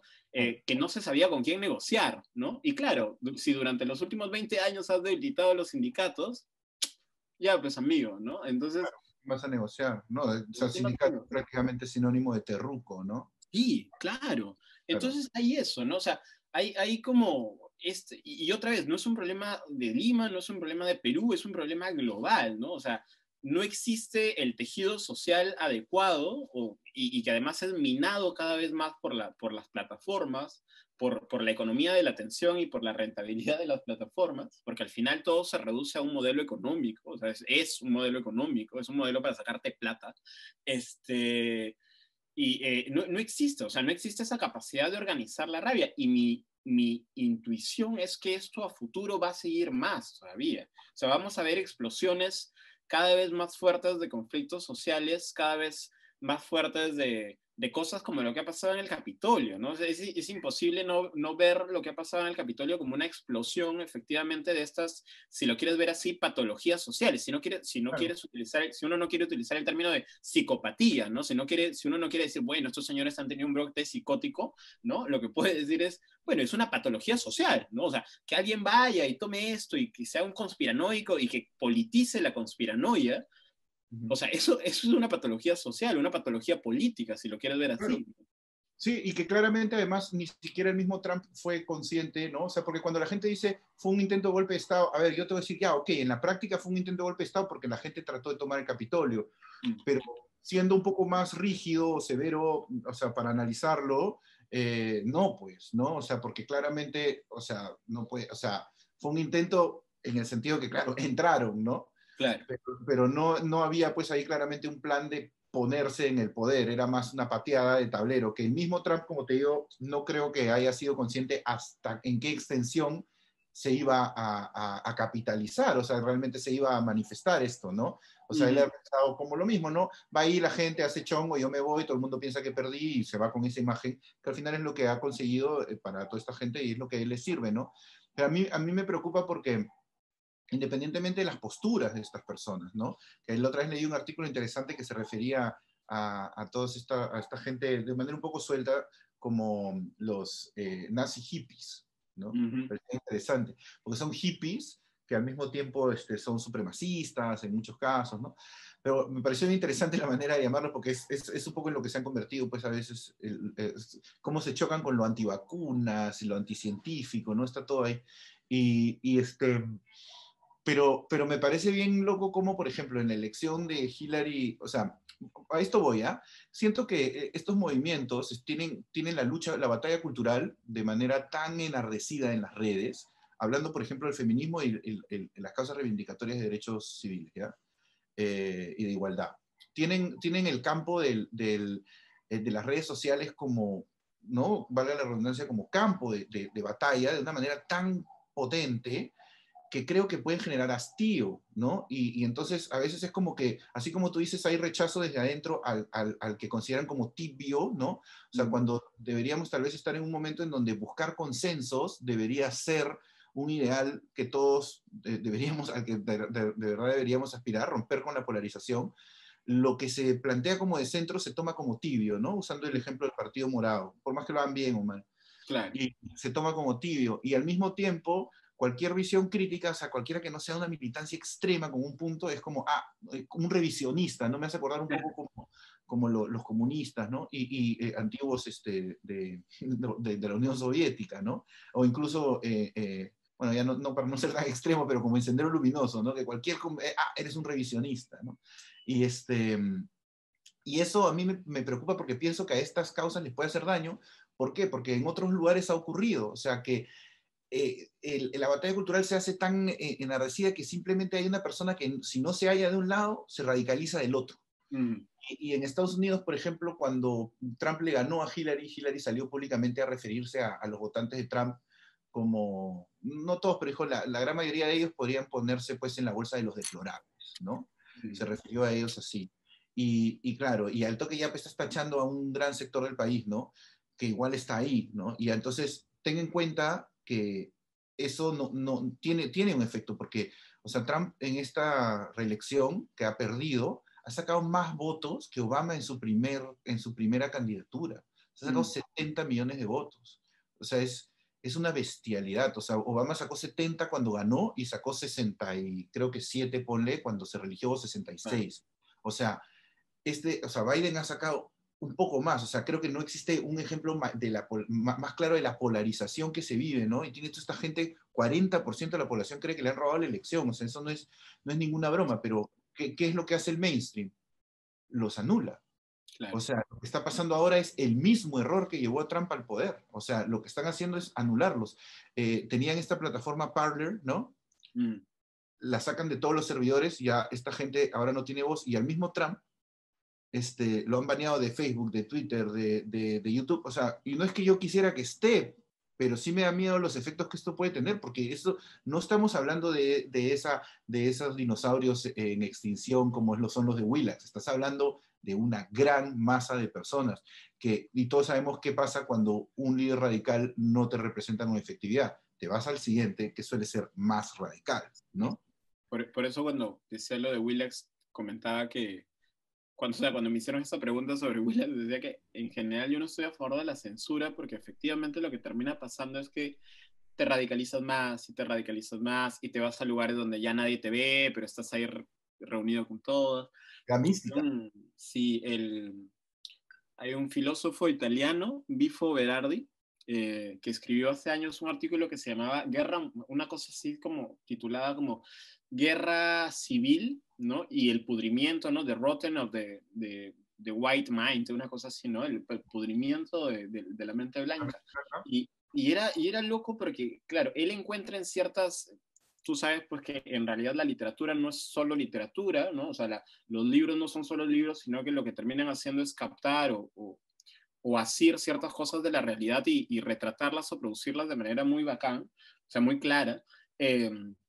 Y me parece que él tomaba un cuento de Joyce Carol Oates, me parece una cosa así, donde efectivamente lo que había era la guerra civil, ¿no? O sea, la imposibilidad, ¿no? De que dos grupos políticos convivieran. Y lo que y ese artículo lo escribió me parece que en el 2017, 2018, y yo creo que, claro, hemos llegado, o lo que hemos visto en manera muy chiquita, ¿no? Pero lo que hemos visto en Estados Unidos con el Capitolio es eso, ¿no? O sea, es la posibilidad de una guerra civil impulsada por un grupo, o, digamos, protagonizada en este caso por un grupo eh, que creo que la definición de nazi hippie debe ser la mejor que he escuchado en el mundo. O sea, me parece que revela bien la contradicción. O sea, uno no puede tener una subjetividad estable con una contradicción así en la cabeza. O sea, ya es imposible. Y como digo, eso no es patologizar nada, no es decirle, son loquitos que tienen... No, es la subjetividad no puede resistir. O sea, no puedes vivir una vida normal, ¿no? Una vida sana con una contradicción así en la cabeza. Claro. Pero al mismo tiempo hay que entender pues que estas subjetividades no se producen de la nada, ¿no? O sea, como decíamos, hay estructuras, hay anulaciones, ¿no? Hay respuestas desde la prensa, ¿no? Hay respuestas desde la clase política, hay subestimaciones, hay la idea de que, bueno, pues estos compadres en realidad no representan a nadie y no les vamos a dar ninguna voz y no vamos a tratar de entender qué onda o de establecer algún tipo de comunicación con ellos, y claro, cada vez se van radicalizando y se van radicalizando y se van radicalizando más, ¿no? Yo, por ejemplo, y quizás para traerlo al Perú, ¿no? Yo, por ejemplo, en el Perú casi no veo eso. No, pues Eh, los blancos aquí son gente privilegiada, pues. sí, Es sí, una gran diferencia. Y sí, en Estados Unidos precisamente han ignorado eso. En el Perú sí es verdad. En el Perú la mayoría de los blancos son personas privilegiadas, pero en sí, Estados Unidos no.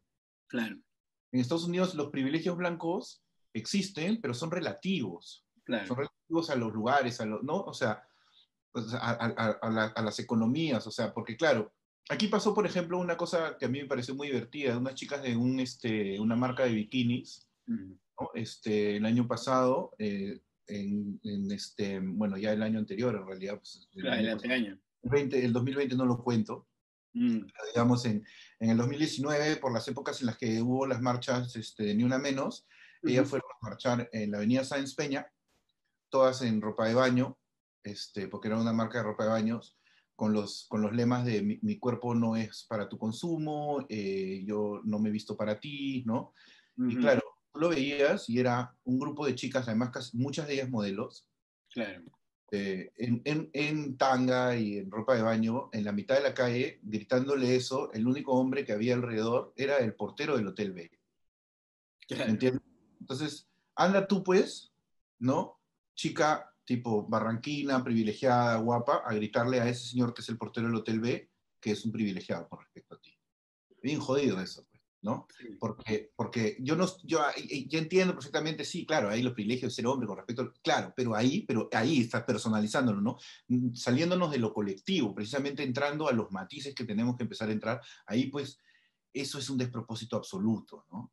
A ver, además gritándole al tipo, ¿no? No estoy acá para que me mires cuando literalmente estás ahí para que te mire. Más, Sí. ¿no? Eh, entonces, ese tipo de contradicciones yo creo que a veces también enajenan pues a las personas. Y en Sí. Estados Unidos, claro, si tú tienes un partido demócrata que en algún momento te representó, porque tú eras, no sé, pues un blanco que vive en un tráiler y tiene la familia toda adicta al crack y Sí. a la metanfetamina y trabajas en McDonald's, ¿no? Y luego quieres algún tipo de representatividad y tu líder político te dice que tú no tienes ningún valor porque eres un privilegiado con respecto a los inmigrantes, a los negros, a los homosexuales y a las mujeres, eres como literalmente la última rueda del coche, y además todo esto a una persona que no necesariamente tampoco está preparada para recibir esto con los matices que puede traer, te vas a radicalizar. Pues viene Trump y te dice, no, todo lo contrario, listo. No necesito incluso conciliar si soy hippie o soy nazi. Ni siquiera necesito conciliar esa contradicción en mi subjetividad, porque hay alguien que Ujú. lo está haciendo por mí. Sí, ¿Me sí, sí, sí, entiendes? eso es cierto. De hecho, me parece, y eso es un dato que en algún momento mencionó Farid Kajat, ¿no? O sea, en los años previos, o en los años, sí, en los años previos a la elección de Trump, el único grupo étnico cuya esperanza de vida se había reducido, reducido es alucinante, se había reducido a los blancos de la clase trabajadora, ¿no? Y claro, otra vez, en los últimos años, digamos, en los últimos 20 años, ha habido un boom de estas, de lo que se ha llamado pues las políticas identitarias, ¿no? La política de la identidad, eh, que han llegado, yo creo, ya hace unos 5 años a un muro muy fuerte, ¿no? Que es justamente el momento en el que la izquierda, que normalmente podría impulsar una política basada en las políticas de la identidad, se da cuenta que la derecha es tan capaz de utilizar las políticas de identidad contra ellos, Porque ¿no? son políticas liberales, no son políticas. Exactamente, exactamente. Claro. Entonces, claro, tú te das cuenta cómo hemos involucionado, o sea, el proceso de involución de cierta progresía o de ciertos sectores que deberían, entre comillas, ¿no? O que se consideran a la vanguardia de la política. Cuando tú tenías, digamos, antes, cuando existían el partido Pantera Negra, posiblemente el partido más a la vanguardia de lo que fue el movimiento político revolucionario en Estados Unidos, urbano además, digamos, de minorías negras en Estados Unidos, tú veías como líderes de Pantera Negra, ¿no? Hacían reuniones donde trataban de incluir o trataban de forjar alianzas con los blancos empobrecidos, ¿no? Con los blancos de la Apalacha, ¿no? Esos empobrecidos migrantes blancos y con los latinos que estaban allá, ¿no? Entonces, en ese momento, la idea era forjar un sujeto revolucionario digamos, despersonalizado en el sentido de que no era la singularidad étnica, ¿no? No es como yo reclamo mi singularidad étnica y desde allí opero políticamente, sino era más bien la singularidad étnica se tiene hasta cierto punto que mantener, pero al mismo tiempo que disolver o que forjar alianzas con un sujeto revolucionario más bien universal, ¿no? Más bien empobrecido, etcétera, etcétera, etcétera. Ahora vemos que sostener esa singularidad étnica se ha vuelto hasta cierto punto la norma en ciertos grupos de izquierda, pero al mismo tiempo, como te digo, desde la izquierda misma hace tiempo también, hace tiempo no, hace como algunos años, pero hay algunas pensadores o algunas pensadoras también bien interesantes, ¿no? Que lo que hacen es justamente cuestionarte los límites o mostrarte de manera bien clara los límites de las políticas de la identidad, ¿no? Hace poco salió este libro justamente vinculado con Trump llamado Identidades Malentendidas. Lo tradujeron así al español, me parece que Traficantes de Sueños, esta editorial española. Asad Haider me parece que era el título del autor, pero digamos, todas estas cosas lo que te dicen es, hay un problema serio, hay un problema muy serio con las políticas de la identidad. No se puede sostener ese purismo étnico, esa singularidad purista. No se puede. No, no se puede. Además, ese ha sido siempre por ejemplo, trayéndolo al Perú, ha sido uno de los grandes defectos de la izquierda, ¿no? Que siempre se ha estado peleando, o sea, políticamente, ni siquiera, o sea, económicamente más que nada, ¿no? Ni siquiera tenemos que ir a la parte de discurso de derechos civiles o de políticas identitarias. Es más un tema de, tú no eres tan izquierdista como yo, adiós, ¿no? Por ejemplo, hay una conversación en YouTube entre Jordan Peterson y Camille Paglia, ¿no? Que es bien interesante, y Camille Paglia se considera a ella misma de izquierda, pero es una feminista clásica, dice ella, ¿no? Ahora el nuevo feminismo la considera relativamente disidente, claro, porque es sí, súper sí. crítica. Entonces, y ese tipo de encuentros se ven como una especie de traición. Sí. Bueno, Sí, está hablando con Jordan Peterson, y Jordan Peterson tiene un montón o sea, mira, yo por ejemplo, no hay muchas ideas con las que no comulgo, pero hay otras cosas que él plantea que por lo menos son dudas que son atendibles. claro. Pero prácticamente no, pues, ¿no? Entonces, eso creo que le puede jugar muy en contra, porque la gente se puede terminar hastiando mucho de estos códigos de comunicación, y simplemente no solamente hay quien se radicaliza, sino hay gente que simplemente ya no se siente parte, pues. Entonces, Claro, sí. o sea, el término feminazi, por ejemplo, es un término súper extremo, ¿no? Y, el otro día estaba viendo una entrevista con este filósofo español que es bien joven, que se llama Ernesto Castro, que decía una cosa que era bien interesante, ¿no? Él decía, por ejemplo, cómo en Estados Unidos pasó, ¿no? Que nigger se le decía, pues, a los afroamericanos esclavos en un comienzo, era un término, casi un término despectivo, ¿no? A diferencia un poco de cholo que pasa acá, que no necesariamente despectivo, creo que hay gente que los equipara, pero bueno, ya eso es otro tema, pero así se le refería a los negros, ¿no? Y luego, ¿qué hacen? Los afroamericanos reclaman el término para sí mismos, ¿no? Ellos se autodenominan nigger y lo resignifican, ¿no? Y Ernesto Castro lo que decía es, eventualmente puede terminar pasando lo mismo, por ejemplo, con el machismo, ¿no? Y de alguna forma ya creo que ha empezado a pasar de una manera sutil, con lo cual yo no sostengo que se le diga así, pero digamos a lo que se le denomina feminazi. O sea, hay gente que te empieza a ver que dice feminazi, feminazi, feminazi, feminazi. ¿Qué hacen esas feminazis? Se radicalizan. Y es un poco como que no aceptan el término, pero muchos sí empiezan a replicar el comportamiento. Y pasa un poco lo mismo mira, me he hecho acordar a lo de Sionis, un poco volviendo a eso, cuando a Sionis lo agarran subiendo al carro y le dicen, ¿usted es racista? Porque él dice, no, yo no aguanto cholos que me hagan molestar. ¿Usted es racista? Y él dice, por supuesto, racista y clasista. Y estoy seguro que no lo ha pensado hasta ese momento, ¿no?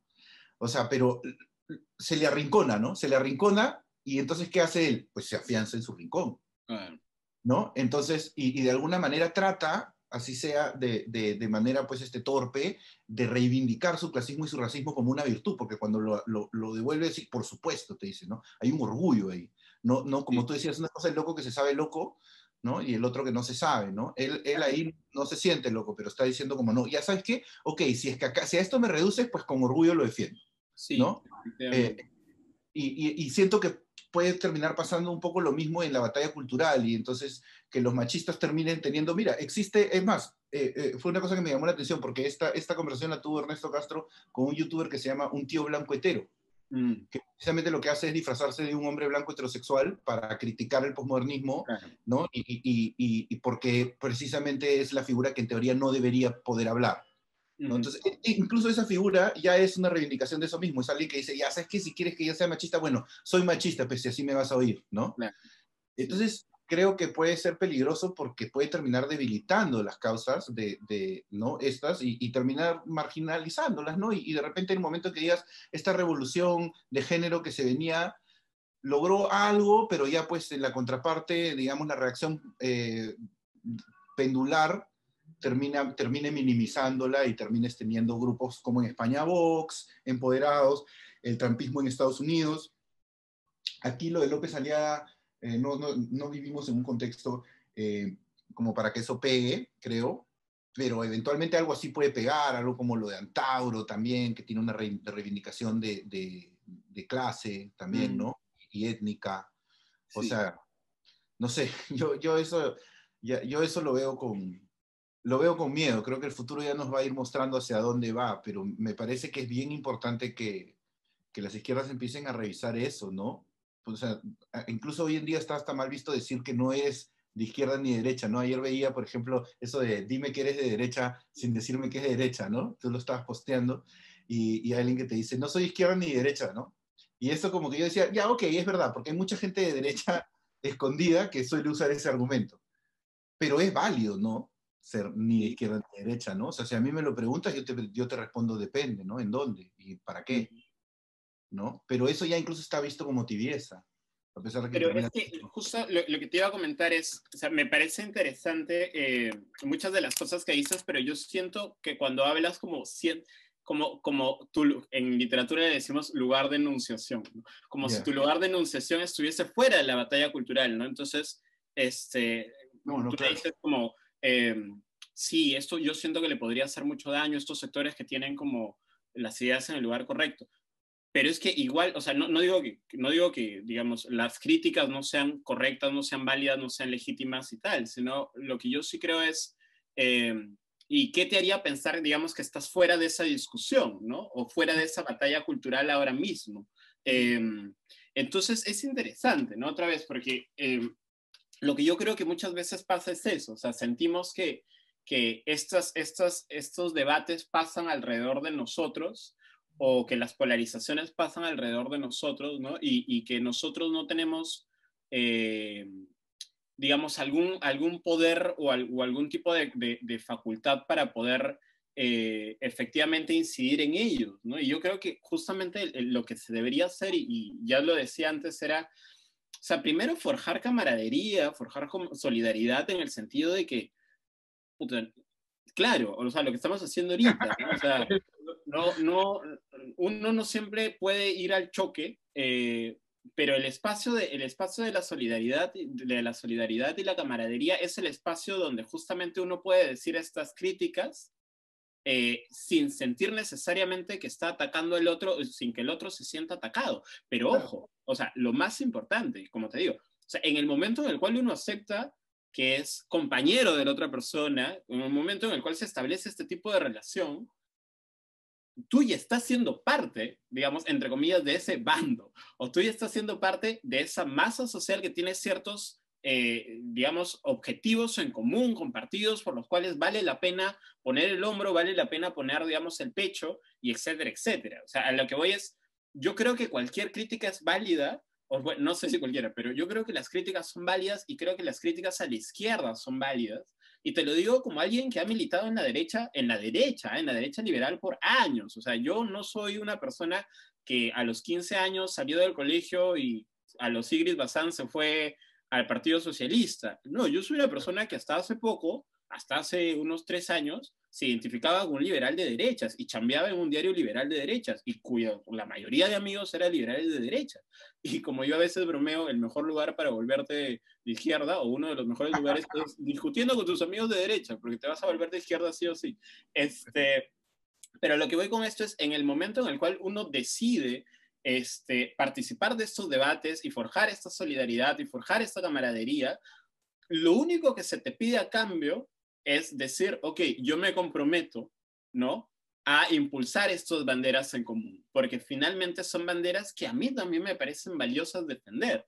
Y eso implica tomar una posición en la batalla cultural, no simplemente decir, bueno, la batalla cultural, cosa que yo también creo que ocurre en la batalla cultural, o sea, sí, pero creo que eso es importante. O sea, creo que es importante eh, tomar eso como algo central para la discusión, porque en el momento en el cual tú dices, oye, somos compañeros, somos camaradas, yo también tengo estas banderas, de repente no vamos a coincidir en todo, pero me parece que la enunciación es bien importante.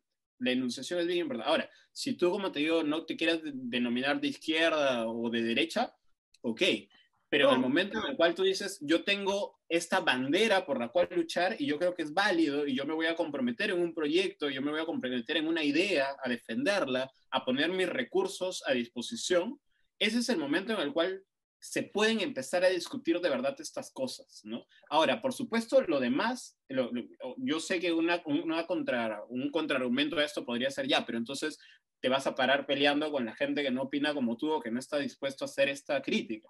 Y creo que es un contraargumento válido. Pero en ese momento tú ya no estás hablando, digamos, de forjar solidaridad o camaradería. Lo que estás hablando es de estrategia. Y para la estrategia otra vez se discute hacia adentro, ¿no? O sea, para discutir la estrategia, uno tiene que estar adentro como un, si lo quieres ver así en términos bélicos, ¿no? O sea, tú no puedes ir al otro bando y decirle, bueno, chicos, lo que vamos a hacer hoy es atacarlos a esta hora, y vamos a discutir para ver si hay, digamos, más o claro. menos balas gastadas, ¿no?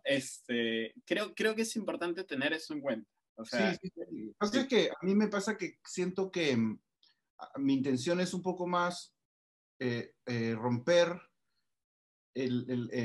a ver, romper un poco la dicotomía, o sea, en el sentido de decir, o sea, porque si tú me preguntas a mí, ok, si tú me dices, me parece tramposo definirse como de izquierda o de derecha, ¿ok? Tampoco me defino como de centro, porque creo que son precisamente términos que te encierran. Mm, Entonces, pero sí, y por eso trato de sostener estas conversaciones que son extendidas y que mm, permiten el análisis de esos matices.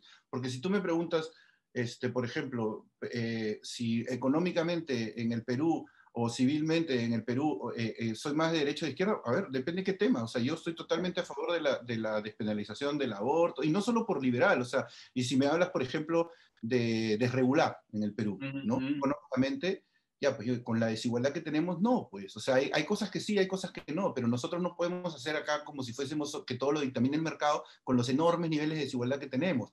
Claro. Ahora, si no los tuviéramos o si viviéramos en una sociedad donde, no sé, pues la desigualdad es mínima, la pobreza es mínima, el desempleo es mínimo, yo te diría, claro, ahí sí desregula, ¿no? Mm, Ahí sí el Estado no tiene por qué intervenir en o sea, es demasiado relativo, precisamente creo que puede ser tramposo. Entonces, yo más que nada voy a eso porque creo que sí, si bien para adentro se discuten estas cosas como estrategia, pero hoy en día ya no estás sola la clase directiva o académica en cada una de estas posturas. La batalla cultural es en masa. sí. Entonces yo creo que, por ejemplo, la manera un poco de tomar esa postura es exponer, ¿no? Conversaciones como esta, donde nosotros, por ejemplo, podemos estar de acuerdo, analizar cosas de diferentes, ¿no? Perspectivas, y ya, pues, y quien tenga real interés de entender esas cosas, pues se sopla la conversación y saca sus propias conclusiones, Sí, es ¿no? No, cierto. Sí, sí, no sí. nos vamos a poner tú y yo a decir como, oye, Mateus, izquierda, no, derecha, ¿me entiendes? O sea,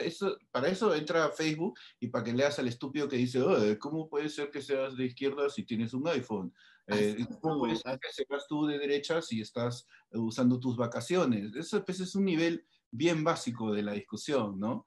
hace poco veía una candidata que espero no me mate cuando escuche esto, pero que recomendaba pues utilizar el test de Nolan, ¿no? O sea, que se entra en esta página y haz tu test político y puedes saber si eres de izquierda o de derecha. Claro, y después Amiga. piensas, y después decides qué piensas sobre los temas. Sí, y era ¿No? como, amiga, Sí, pues, es tramposo, ¿no? Y estamos y en una es época como, en sí, donde, claro, tú y quienes te rodean y te entienden pueden discutir esas cosas con tranquilidad. Lo mismo pasa con el feminismo. Yo me he sentado un montón de veces, por ejemplo, con personas que tienen estudio de género, doctorado, mm, y siempre llegamos a puntos en común y por lo general están bastante de acuerdo en lo que yo señalo como excesos, ¿no? Pero claro, pero tú sales y di eso en un espacio público, te caen encima, te queman, ¿no? Entonces es bien difícil eso por un tema sectarista. Ni siquiera son las mismas causas las que están en el fondo de ese sí. comportamiento. Es Hay el mucho comportamiento. miedo, ¿no? Hay mucho miedo a la cancelación. Hace poco también a mí me invitaron a a un conversatorio sobre si existía la cultura de la cancelación, ¿no? Claro. Y lo que yo dije fue, a mí me parece interesante la cuestión de la cancelación, porque me parece que la cultura de la cancelación hoy por hoy es dos cosas, ¿no? Lo primero es, o sea, lo primero es que la cultura de la cancelación no existe, o sea, no existe en el sentido de que tú cancelas a alguien y efectivamente esa persona deja de tener relevancia en la esfera pública, ¿no? O sea, todos los intentos de cancelar a la gente en realidad derivan en que la gente sigue allí, ¿no? O sea, la gente sigue viva con su chamba y tal.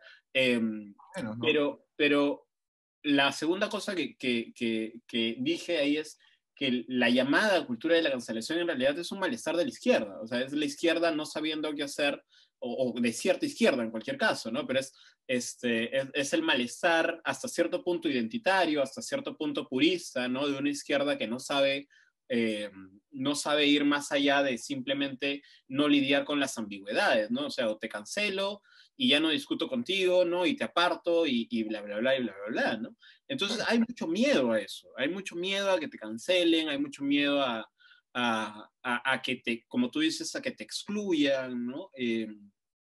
Hay buena parte de la izquierda, o hay gente que se considera de izquierda, que se enuncia de izquierda, pero que en realidad ha absorbido de manera muy íntima, y creo que hasta cierto punto todos, pero algunos más que otros, estos miedos que son digamos, naturalizados por el sistema, ¿no? Y esta competencia que es naturalizada por el sistema. Entonces, uno siempre está, otra vez, ¿no? Como tratando de generar más likes o más faps en Twitter que el otro, ¿no? Entonces tienes que hacer la declaración más purista de todas, ¿no? Que ni siquiera es la declaración más ideológica de todas, solamente es la declaración más como, Y paso, el texto claro, claro, claro, ¿no? Y otra vez, ¿no? O sea, eso al final es muy doloroso, no solamente para otras personas, sino que es muy doloroso para uno, porque uno no es completamente coherente, o sea, nadie es completamente te coherente. sometes a ti mismo a un estándar que es imposible que sostengas. Imposible, imposible, imposible, imposible. Y como digo otra vez, o sea, el nivel de depresión que te puede generar eso, el nivel de ansiedad que te puede generar eso, ¿no? El golpe a tu propia subjetividad, el nivel de decisión de la subjetividad que tú tienes para ser una persona que en Twitter o en redes sociales tiene una posición absolutamente militante sobre todo, y fuera de las redes sociales es simplemente un brother X o una mujer X o una chica X que de repente no la tiene clara, porque nadie la tiene clara, ¿no? Claro. Pero No, y otra la vez, primera vez tú estás discutiendo con una persona que de repente pasó por ahí, ¿no? O sea, yo siempre hago este ejemplo porque a mí me pasaba, y yo me acuerdo hace años estaba tratando de escribir un chiste que nunca me salió, pero se me quedó el día en la cabeza. Y yo pensaba, claro, en las redes sociales te jalan la lengua, pues, o sea, tú entras a Facebook y te dice, ¿qué estás pensando? Y te sí, obliga, como, ¿no? Te emplaza, lo mismo con Twitter, ¿no? Te dice como rápido, ¿no? Produce algo, y además algo limitado en caracteres, ¿no? Entonces, sí, si quieres que te puedes mandar un ensayo, ¿no? Entonces, es como que yo me acuerdo que yo pensaba a veces, claro, yo a veces estoy manejando en el carro y tengo cierta ira, ¿no? Porque hay tráfico, porque tengo algún problema, lo que fuera, tengo cierta ira y estoy manejando, estoy molesto y veo un huevón, por ejemplo, en la esquina que tiene una camisa que me parece fea. Y claro. pienso, qué fea la camisa de ese concha su madre. Ya, y me voy. Pero este otro monte lo escribe, pues. Entonces tú sales y te dice, Mateus, qué fea tu camisa, concha tu madre. Y se va, igual que yo, se va, pero ya esa verdad quedó. Y el tipo de repente ya llegó a su casa, se encontró con algo relajado, no sé, se tomó una cerveza, se quedó tranquilo y se le pasó la molestia, pero tú entras a tu Twitter y encuentras el insulto y respondes. Entonces Claro. él vuelve a entrar a esa emoción. Ni siquiera son emociones, no es pura forma, ¿no? Y creo que además nosotros nos enganchamos muchísimo en esa dinámica, ¿no? O sea, mirando, oh, no, mira cómo han reaccionado las redes, o me van a cancelar, ¿no? Sí. Y nos colgamos un montón de eso. Es otra cosa que decía, por ejemplo, este pata Ernesto Castro me pareció bien interesante, que sobre Louis C.K., porque ahora que me decías eso de la cancelación, ¿no? Y Louis Mm. C.K., el comediante, no sé si lo ubicas, Sí, sí, él, sí, claro. él tuvo tuvo un tema con el Me Too, con un Mm. tema de comportamiento pues, sexual inadecuado, y lo que Castro decía que era interesante es estas cosas, si son así un poco normales y todo, claro, tú puedes salir, pero si tú dices, pucha, perdón, sí, es verdad, la cagué, soy esto, te entregas pues a ese castigo, ¿no? En lugar de decir, oye, mira, yo no sabía esto, lo hice hace un montón de tiempo y voy a seguir, que es un poco, por ejemplo, lo que hizo Kevin Hart cuando iba a hostear los Oscars y le sacaron unos tweets que eran Sí, homofóbicos de sí, hace un montón de me años. acuerdo, Y el tipo, claro. Él dijo, oye, mira, eso ya hace un montón de tiempo, yo no tengo nada que ver con eso, ya fue, y no voy a pedir perdón y no voy a hostear los Oscars. Chao. Y se fue y siguió con su vida, ¿no? Louis C.K. no pudo hacer eso. A él le cancelaron el estreno de una película, le cancelaron unos specials, le cancelaron las giras. Es un tipo que sí sufrió, digamos, por la cancelación, tal vez por cómo lo afrontó, no lo Claro. sé. Pero sí hay esos efectos, ¿no? Y yo creo que eventualmente va a volver. Creo que es un personaje que es bien simbólico de todo esto porque creo que el poder del humor le va a permitir eventualmente volver y va a terminar pasando como Roman Polanski, ¿no? Que primero te acusan de violador y después 20 años más tarde te dan el Oscar, ¿no? Se dan el Oscar Y, y todo.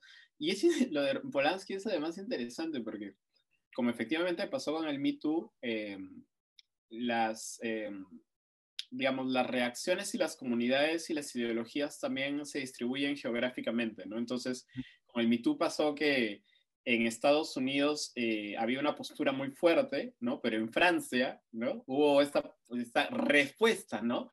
Y en ajá, realidad era claro, Estados Unidos versus Francia all over again, ¿no? O sea, era como, o pues, sea, es Europa de las mujeres más liberales, entre comillas, versus un Estados Unidos fundado por puritanas, ¿no? O sea, ese tipo de cosas surgen. Efectivamente, o sea, hay mucho miedo a la cancelación, hay mucho miedo de no saber cómo enfrentar estas cosas, ¿no? Lo comentaba una vez en una entrevista con mi amiga Josefina Miro Quesada, que es una periodista y abogada y cantante y miles de cosas más, porque es muy talentosa. Y me decía, y yo le decía, perdón, que, que nuestro problema esencial, o sea, entre los muchos problemas que tenemos hoy, pero nuestro problema esencial es que tenemos mucho pasado, o sea, no sabemos cómo lidiar con el pasado. Y tener mucho pasado, porque además ahora todo está al alcance de la mano, o sea, lo que te hacen las redes sociales es archivar todo, ¿no? Y que todo esté al alcance de la mano. Entonces, lo que antes, efectivamente, pues, sí, ¿te acuerdas que en la secundaria tú eras, pucha, machista o racista o decías cosas que probablemente sea cierto? O sea, yo lo he sido, ¿no? Entonces, obviamente ya no soy así, pero ahora eso queda archivado en un lugar, ¿no? Y todo el mundo puede acceder a eso, ¿no? Entonces, claro. y todo el mundo puede encontrarlo. Entonces, la pregunta individualmente y también la pregunta social, porque la pregunta social tiene que ver con cómo, digamos, combatimos o lidiamos con estas opresiones del pasado que siguen hoy, ¿no? Con las estatuas que se derriban o con los personajes que vuelven a surgir 50 años después o con el blackface y estos legados de opresión y dominación que vuelven a surgir es, ¿qué hacemos con nuestro pasado? O sea, con el pasado, otra vez, con el pasado personal, ¿no? ¿Cómo lidiamos con esas cosas? Y también con el pasado social, ¿no? ¿Cómo llegamos a términos, y lo vemos en el Perú con Fujimori cada cierto tiempo,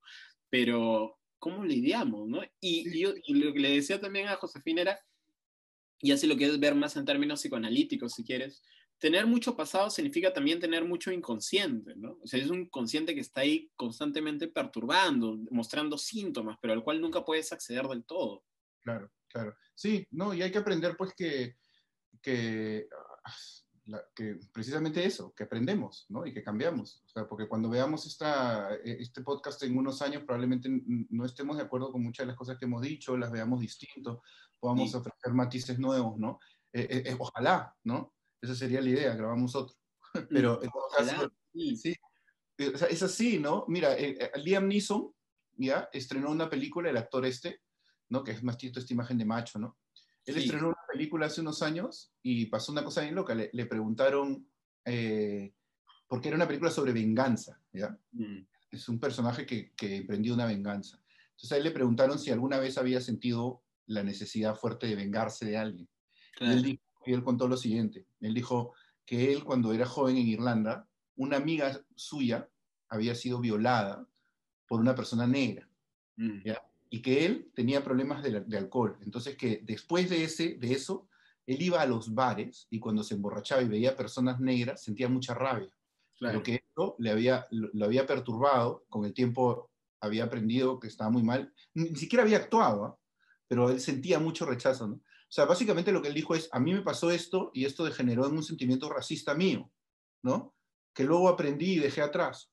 Le cancelaron el evento de estreno de su sí, película sí, sí, por decir, hace 30 años no era perfecto. Además, en una sociedad y en o sea, que tiene un discurso hoy en día que te dice que tú has crecido en un ambiente racista. Entonces estás diciendo, bueno, yo crecí en un ambiente racista, pues era racista, después aprendí y dejé de ser racista, y ¿cuál es el problema? Pero no, tendrías que haber sido perfecto siempre, ¿no? Claro. Que otra vez se da esta batalla de quién es más puro, ¿no?